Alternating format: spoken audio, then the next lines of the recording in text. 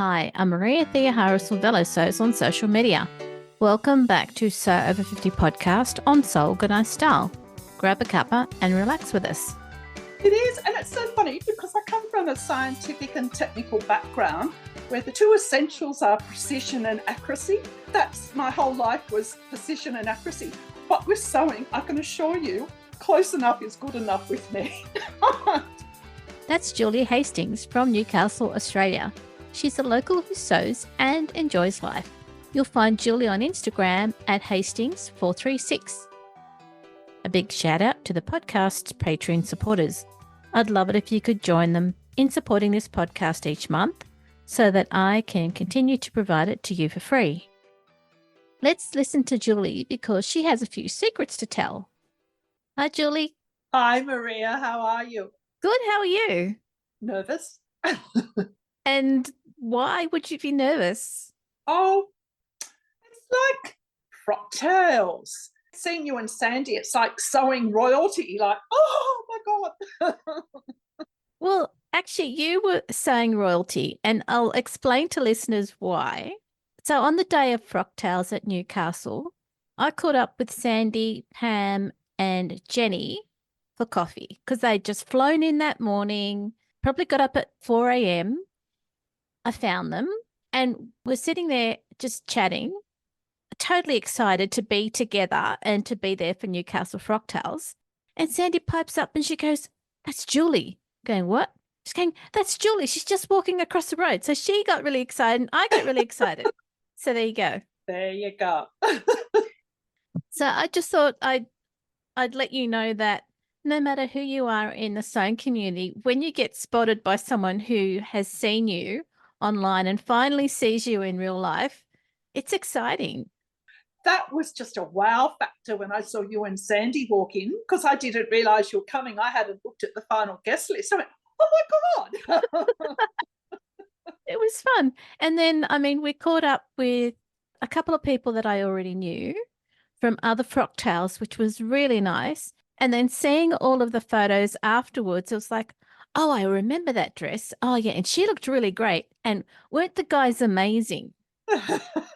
Yes, definitely. Yeah. Did you hear the story about their outfits? Yes. Do you want to tell the listeners what the story was? Yes. My friend Bill, who's the most amazing sewer, his work is gorgeous. He bought 20 meters of polyester for $1 a meter in Mexico, brought it back for Mardi Gras Fair Day here, and he made one of his usual frocks, which are just amazing, and a parasol and a matching shirt for Andrew. Mardi Gras Fair Day was cancelled, so he ripped the dress apart and made a matching shirt so they could wear them to Frocktails. And I tell you what, listeners need to go and have a look at the photos that were posted. It was, totally like 100% humidity that night. Oh, it was the night before, and that night with the worst forever humidity ever, and the aircon wasn't working. But I've got a secret. Yeah. Can you tell us, or is this mum? I will. If I get into trouble, I don't know, because I've been hunting out the new venue for Frocktails next year, and I have found the venue. Yay! Which I will be absolutely incredible. A great showplace for everyone's frocks. It's Fort Scratchley Function Centre. So it overlooks the beach on one side and the barbs, and back over the city on the other side.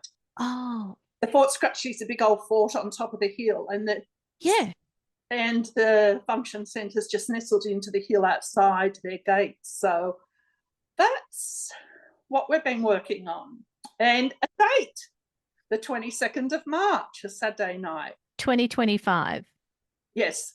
You heard it here first. Had to get in now because everything gets booked out. Well, I had a tentative booking and there were already people after it for weddings on that night. So took the plunge and we've gone with that. Well done, Julie. Isn't it funny? I said to someone, I've organised so many parties and retirement things, but that was probably the most stressful thing, Frocktails. That day, we're at the committee, we're all sending messages to each other. I've got butterflies in my stomach. Oh my God, just terrified that it wasn't going to work. And it did. It was the most fantastic night. Just amazing, except for the heat. I was really pleased that we had a really welcoming committee and that it was in a beautiful location. Because of where it was located on the ferry wharf, it actually did get a bit of a breeze, and the staff were really lovely in getting drinks and food around to us. So I didn't feel like I missed out on anything other than I should have been there for a whole lot longer and talked to a whole lot more people. That's how I felt too. I didn't get round to everyone, but it was amazing. And it was just great. When I saw someone come in and went, "Oh, you've got a Lois dress," then I looked around, I thought, "There's another Lois dress." And I realised there were 4. So we got a photo of those 4 together and how they all looked so different. Totally different. I ended up buying that pattern after that night. I was just looking at a Sew Over 50 post with Tremaine on it. Yes.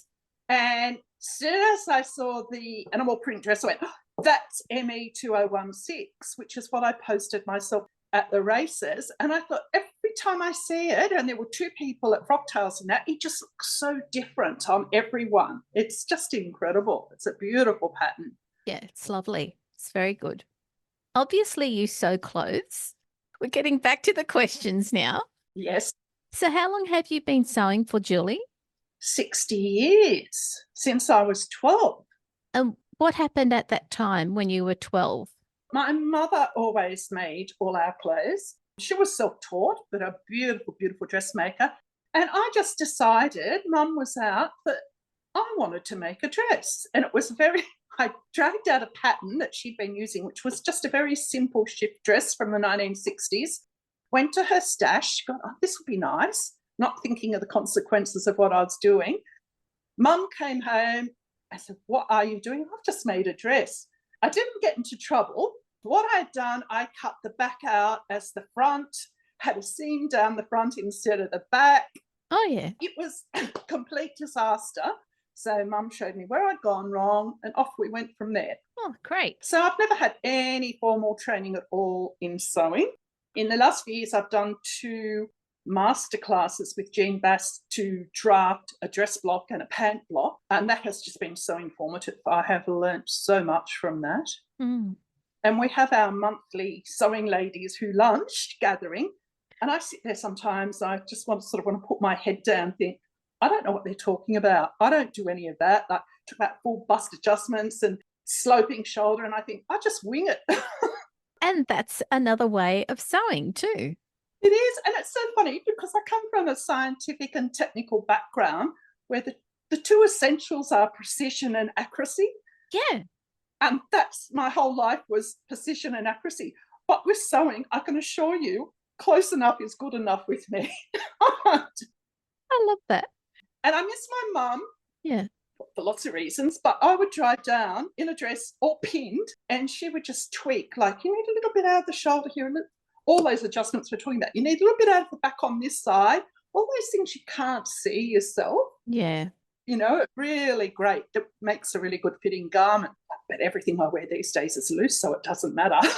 And you choose some really great colours too. I'll let you on a secret. Okay. My addiction is not sewing, it's collecting fabric. I love fabric. I don't care who knows. I have a stash I've worked out if I make 2 outfits a year, say for the next 10 years, I'm not even going to make a dent in that stash.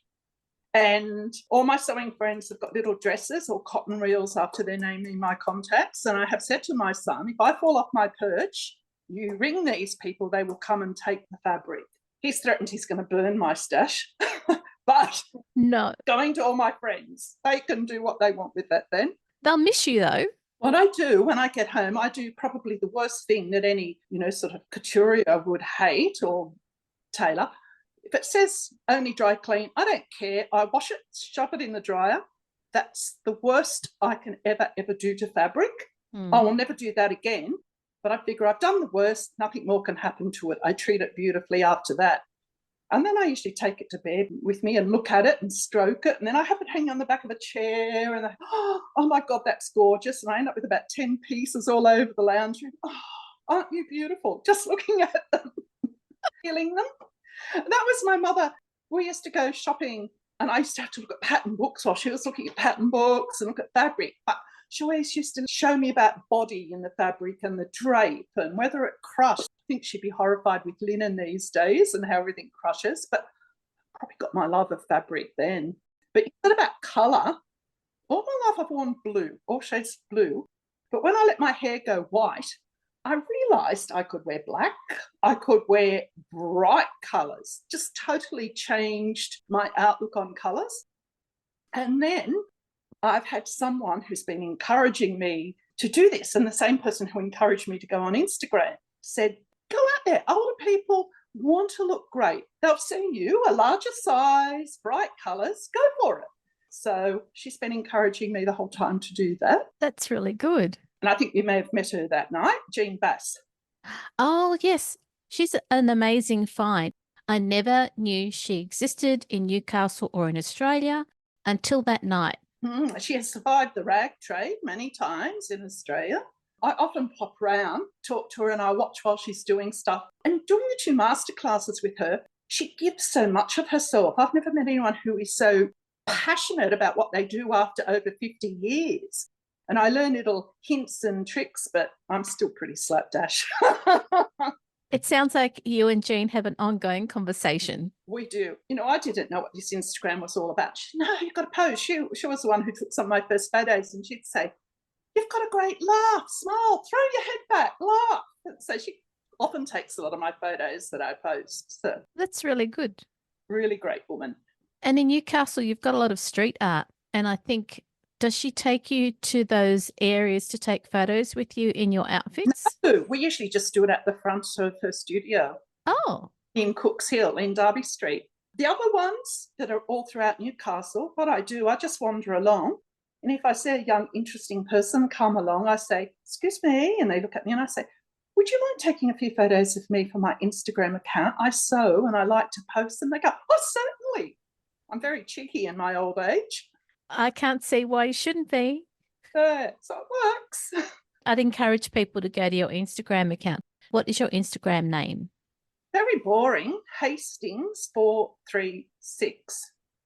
I didn't know anything about Instagram. That just came up. I don't even have a proper Facebook account. I've got one, but I don't post anything. And I've realised now that they're linked. It came up and I thought, oh, what's this Instagram thing? And I looked at it and I said, oh my God, there's all this sewing. A whole world I didn't know about. And I just got totally enthralled for ages watching. And that's when Jean started saying, no, you've got to post on it. And I go, oh, who wants to look at me? No, you've got to do it. I just see all these amazing women. I shouldn't be sexist. There are a few men, but amazing women doing these beautiful, beautiful things. I just, I'm in awe of so many of them. Just like looking at Tremaine today, so fantastic. Oh, yeah. Yeah, but there's so many people like that out there. That's right. There's so many of us. And it's great that we've given ourselves visibility, not only on Instagram, but through the Sober 50 community. Yes.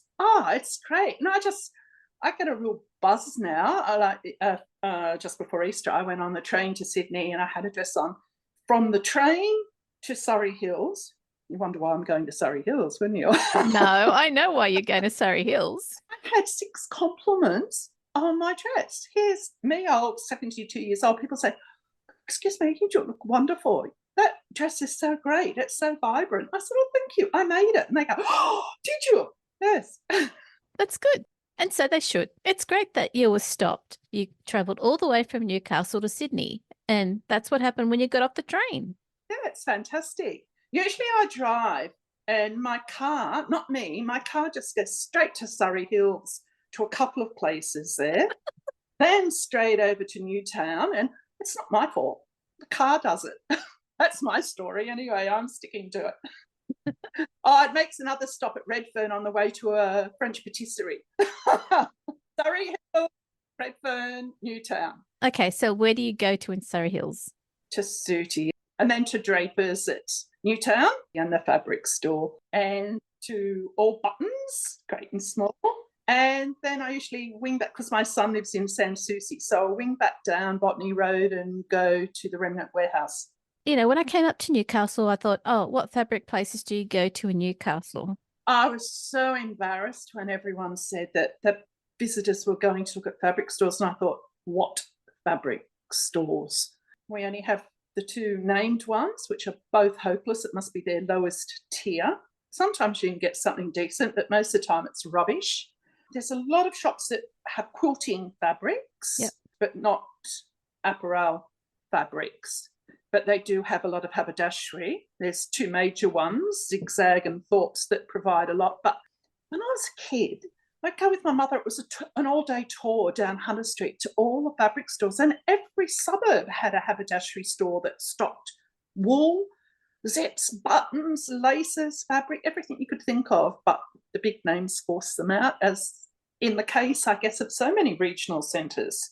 So I do buy online, which I don't like because I love to feel. But I've only been caught twice with what I've bought online, and that was to do more with the colour than the actual fabric. They've still been good quality fabric. It was just not as an intense colour as what the photograph showed, but still not. It's still a buzz when I get it and open the parcel, but not the same as going and feeling. No, not at all. No. Touching and feeling is what motivates you to buy. You don't get that experience online. No, that's like Frocktails, where you had carte blanche to stroke people. Stroke their clothes, not the people, the clothes. My mother used to do that when I was young, and I was horrified. She'd grab someone's dress and feel it and say something like, oh my God, and now I do it. I think it's something all sewers do. It is. So, Julie, tell us about the Ladies Who Lunch in Frocktails. How did that happen? Okay, I tried pre-COVID. I had we had one meeting of sewers one Saturday night, and I tried to get a few lunchtime ones going. COVID happened and it all fell apart. And the beautiful Sue, modelled by Madge, she saw Karen, and they tweaked. They were both on Instagram, and they were having coffee. And Penny came past and looked at Sue and said, aren't you modelled by Madge? They got together, and then they decided, well, let's get together for lunch. So we do, and we tell anyone and everyone who sews. So it's the last Tuesday of every month locally. And sometimes there's only 4 or 5 of us. Other times there's 12. And it's just fantastic. We don't sew. We just talk nonstop. Fabric, patterns, sewing. Not very often do we get onto other topics. It's just en masse sewing. Just great. Everyone stands up. Oh, look at this I made, and and how's the fit at the back? And yeah, it's a fantastic fun. Do you know what? I feel like I found my tribe. Oh, good. It's just amazing. All my other friends, no one understands if I start talking sewing, but I just go there and we're all in a world of sewing and fabric. It's just fantastic. We're all the same. And we've all become good friends, which is really good. Yeah. It was very obvious at Frocktails because it seemed to run quite smoothly from a guest point of view. I had a fabulous time. Oh, that's so great. That's really good. It was a great night, even though I was stressed. I was so stressed. And we got through it. I don't think I'll be stressed next time. I think we've been there, done that, know the pitfalls and just how beautiful everyone is when they come. And it was so funny. I'd see people walking past, and I was looking at Karen and Penny and going, they must be coming here. Look how well dressed they are. They couldn't be going anywhere else. Was it Jean who introduced you to the Sew 50 community on Instagram? When she pointed the way, I didn't realise Sew Over 50 was there. I think I found it by default. Yep. And it was Sandy, I found, started messaging me, and she was so welcoming. Because I felt like a voyeur, just, dibbling in and looking at it, thinking, I'm not good enough. I can't put my photos there. But Sandy was just so beautiful and welcoming. It was just wonderful. So that was so great to meet her that night too. Not that I really got to speak to her. There'll be other opportunities, you know that. There will be. Yeah. Oh, good. I'm going to try and expand myself. I've never used a rotary cutter. I'm trying to learn how to use that. Very interested in sashiko at the moment. Penny knows how to do sashiko. We might get some tips and start, because we have all just started doing Trello. Really? Sue mentioned Trello. Yeah. What are you talking about? I have no idea. So Sue organised a morning tea, and off we went up to Louisa's house and showed us how to use Trello. And I went mad the first day. I'm saying, I'm up to 150 patterns already.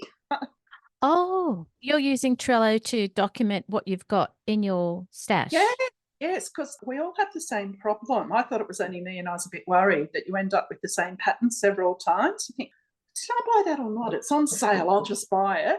We'll know now what we've bought and not bought.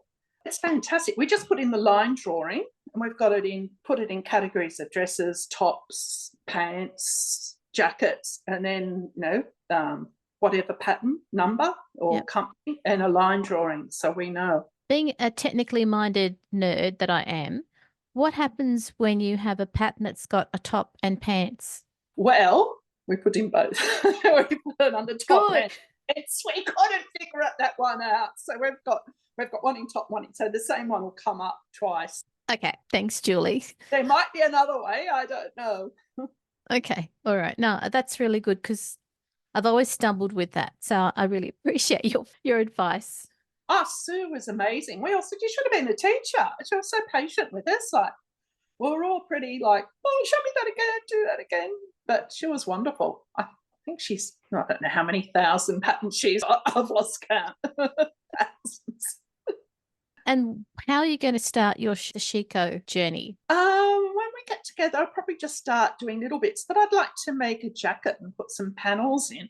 I know it's traditionally used for mending, but I think it's gorgeous as embroidery. I just saw Jane from Pillow Parlance. She Yes. posted and had a beautiful white linen dress with white boro on it. And she said it was mending. And I said, it looks so gorgeous. To me, it's embroidery. It's just beautiful. It's something I can't do. After Mum passed away, all her beautiful, they had doilies, and they'd have a long one and then the two small ones. Well, these ones that her aunties or dad's sisters had made, and I can't tell the front from the back with their embroidery. It's just so beautiful. Yeah, they really did a lot of work to make it look just as good on the front and the back, and so that you couldn't tell. Oh, it's incredible. To me, the back, I'd be, who cares, in my slapdash way. But that's just beautiful, yeah. So, Julie, what advice would you give to someone who has sewn for a long time but hasn't gotten onto Instagram? What advice would you give them? Look at it for a while, find which sites you like. I would tell them to go straight to Sew Over 50, have a look at that, and get inspired. There's such inspiration there. I've got a lot of friends who used to sew but haven't sewed for 30 or 40 years and haven't got a machine anymore. I've been trying to inspire them, but everyone goes, you can buy clothes so cheaply. But I guess, as we know, what we make isn't as cheap, but it's our hobby. I love doing it, even though you might hear a lot of swearing here at times. Yes. I just finished making 2 dog jackets. That's my sewing at the moment. And are they your dogs? No, my grand dog. Oh, So he's got 2 dog jackets, but he came in this gorgeous cardigan that my son bought him. It came up for $10. So I went, why am I doing this? It costs a fortune. And he said, oh, yeah, but I'll probably wash this and it will fall apart. At least yours will last. I thought, oh, good. That's nice. you got 5 stars from him. Yes, I also got him a few years ago. He loves good knives for cutting meat and everything. And he said, you know what? I now know why you used to scream at us for using your scissors. Yeah, there's a difference. The one thing Jean said to me about this, are you going to tell them about your storage cage? I said, I don't know. I downsized and shifted it to an apartment nearly 3 years ago. And I bought a storage cage downstairs just to put some of my stash in. Hang on, some of your stash? Where's the rest of it? The rest is sort of stuck around here in wardrobes and cupboards. And do you know what's in your storage cage? I do. Oh, good. I do. I can even tell you with some of them when I bought it and how much it cost. You're one up on me. Sometimes, I said. Okay. But I gave lots away when I shifted. You know the big blue and white stripe, red and white stripe bags you get at the junk store? Those huge. I gave about 12 of those full of fabric away to charity. 12. The really large bags. Yes. Okay, that's a lot of fabric, Julie. And nearly as much when my mother passed away, and with wool. Oh, it was really good. I found some really good charities for them to go to where it will be used. So that was really good. It wasn't being wasted at all, which is great. Oh, that's good. Didn't go to landfill, and the money that they raised went to whatever community that they're supporting. Exactly. which is really good. We'll have to put those charities on the blog post. Yes, yep, it's really good. There was one charity a nun was running with for refugees, and she was also having people there teach them to sew. So I gave a lot there. And another one is called Survivors Are Us. They make things and sell them, but also make clothes for the homeless and knit clothes for them. And I also donated Mum's sewing machine and an old sewing machine of mine and my old overlocker to them too, so they could use it. It's just so good, very important, I think, instead of just throwing them out. It doesn't just provide the machinery to be able to sew, but it provides the skills for people to learn how to sew and eventually earn an income from that skill. Yeah, it's so good. Oh, that's really good of you, Julie. It was very thoughtful. I thought about it and I just didn't want to waste. I guess, you're brought up when you're as old as I am, like waste. People go, throw that away. You can just go and buy a new one, at Kmart or Bunnings or something. And I think, no. That's true. Yeah. Julie, thank you for coming onto the podcast for Sober 50. It's been a pleasure to talk to you again, but also to have met you at Newcastle Frocktails, where hopefully I can catch up with you again and more people can come and meet you and the ladies who lunch. Yes, wonderful. Julie, thank you again for being on the podcast. Well, thank you so much for having me. I've been absolutely delighted to speak to you. Same here. Thank you. Happy sewing. Yeah, happy sewing. Bye. Bye, Julie. This episode of Sober 50 podcast on So Organised Style was produced by me, Maria Theoharis, with permission of Julie, sound by bensound.com. Many thanks for the ongoing support of the podcast Patreon contributors. Their ongoing support enables me to produce these podcasts for free. Make sure you direct message Sandy and the editors at Sober50 on Instagram to contribute to the ongoing posts, challenges and guest editorial spots to promote the community of over 49,000 followers. You can subscribe to So Organised Style podcast, but with an S not a Z on all good podcast apps. Make sure you go back and listen to our free Sober50 podcast archive on So Organised Style. We look forward to joining you in your sewing room next time. Stay safe, everyone.